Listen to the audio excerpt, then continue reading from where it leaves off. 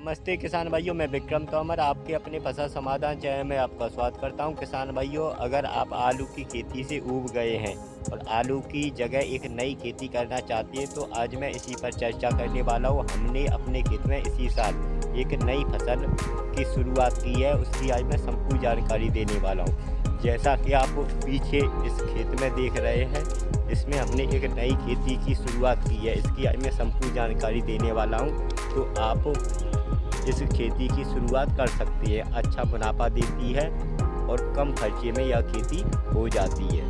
चलिए जान लेते हैं यह कौन सी खेती है। जो अगर आप गेहूं या आलू की जगह पर एक नई खेती करना चाहते हैं तो आप चकोरी की खेती कर सकते हैं। जी हाँ मित्रों, चकोरी की खेती से कॉफ़ी बनती है। यह एक लेटेस्ट खेती है, कम खर्चे में अच्छा मुनाफा देती है। चलिए इसकी संपूर्ण जानकारी जान लेते हैं। इसकी बुवाई का सही समय कौन सा है, इसमें कितने बीज की आवश्यकता पड़ती है और इसमें क्या क्या लगाना ज़रूरी होता है।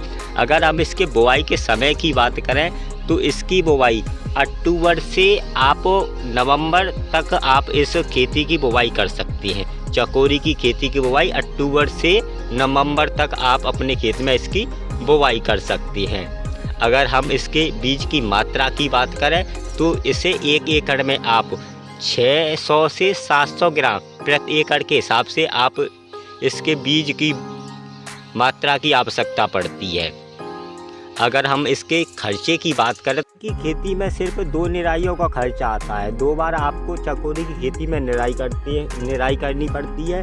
चलिए अब जान लेते हैं इसके फर्टिलाइज़र की। चकोरी की खेती में कितना फर्टिलाइज़र देना चाहिए। किसान भाइयों, जो आप यूरिया गेहूं की फसल में जो आप यूरिया और डीएपी का प्रयोग करते हो, उसी तरह आप चकोरी की खेती में भी यूरिया और डीएपी का प्रयोग कर सकते हैं। इसके साथ साथ किसान भाइयों, आप यूरिया में माइकोराजा भी लगा सकते हैं। माइकोराजा जो चकोरी की खेती में कंद होते हैं उसको वजनदार बढ़ाएगा, उसको लंबाई उसकी ज़्यादा करेगा। तो माइकोराजा का चकोरी की खेती में बहुत बड़ा रोल होता है। तो आप माइकोराजा यूरिया में मिलाकर पहले और दूसरे पानी पर फेंक सकते हैं। बहुत ही अच्छी खेती है, कम खर्चे की खेती है और अच्छा मुनाफा देती है। चकोरी की खेती के पौधे से पौधे की दूरी की बात करें तो यह 25 से 30 सेंटीमीटर पौधे से पौधे की दूरी होनी चाहिए। अभी यह घनी है, इसकी निराई होगी तो इसके जो पौधे हैं वो निकाल दिए जाएंगे।